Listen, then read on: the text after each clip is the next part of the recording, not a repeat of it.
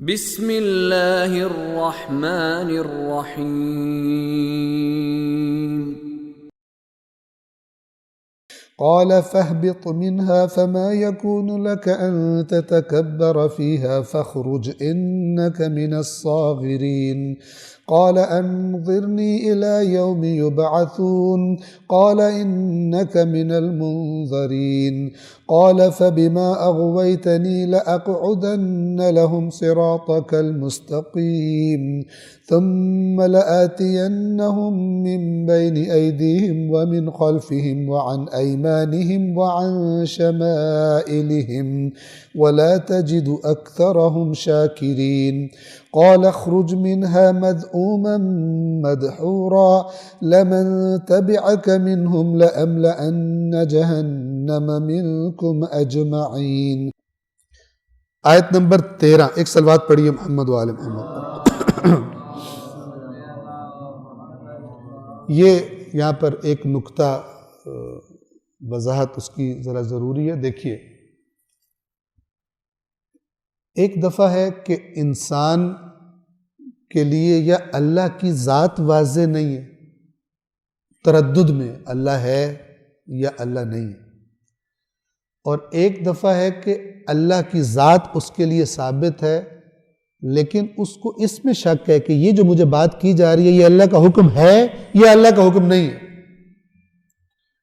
ان دونوں کیسز کو سائیڈ پہ رکھیے، اور وہ کیس کہ جب اللہ بھی انسان کے لیے ثابت ہو اور یہ بھی کنفرم ہو کہ یہ اللہ کا ہی حکم ہے، وہاں پر انسان اگر کوئی اگر اور مگر کرے تو وہ شیطانی حرکت ہے۔ خدا کو بھی تسلیم کر چکا ہے، اپنا خالق، مالک، عالم، اور اس کو یہ بھی کنفرم ہے کہ یہ اللہ ہی کا حکم ہے۔ ان دونوں باتوں کی واضح ہونے کے بعد اگر مگر کرنا یہ شیطان کا کام ہے، ٹھیک ہے؟ یہ عقل مند انسان نہیں کرتا۔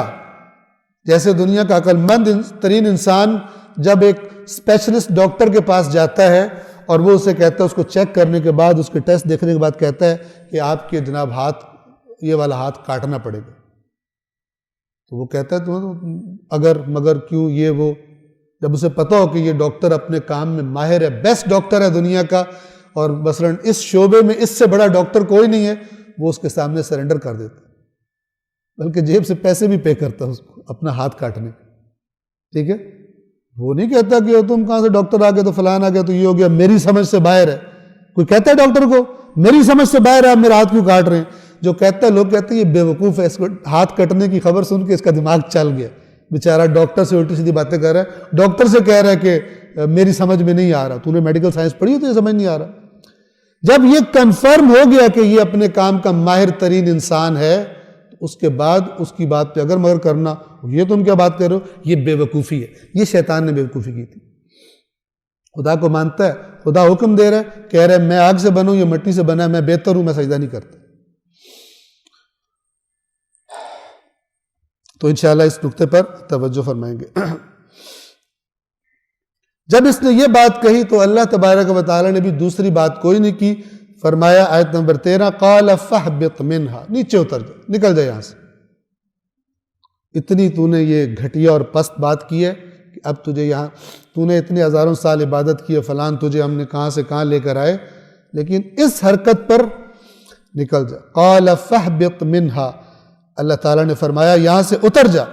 فما یکون لک ان تتکبر فیہا، تجھے حق نہیں ہے کہ یہاں پر میری بارگاہ میں تکبر کرے۔ تو اللہ کہہ رہا ہے کہ جھک جاؤ، سجدہ کرو، اور تم نہیں کر رہے، نکل جاؤ یہاں سے۔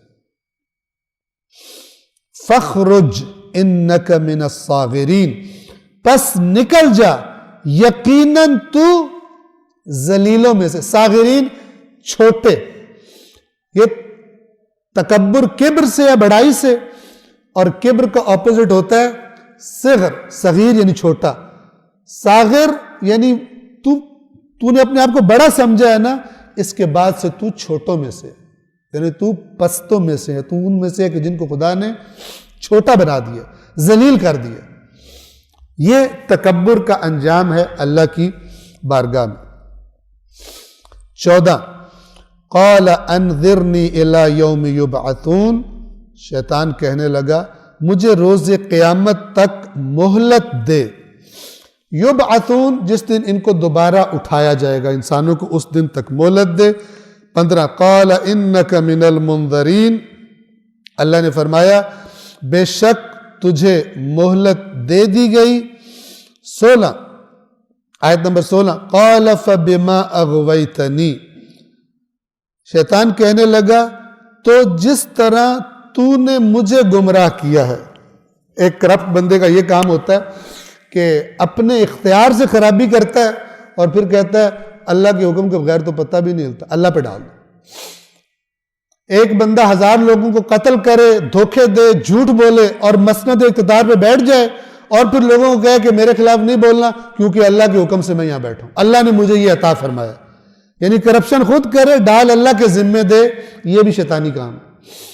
تو نے مجھے گمراہ کر دیا، اللہ کہہ رہے سجدہ کر، خود سجدہ نہیں کر رہا اپنے اختیار سے، اور جب بھی اس کا نتیجہ نکلا یہ گمراہی ہوتی. خدا کی نافرمانی کا نتیجہ گمراہی ہے،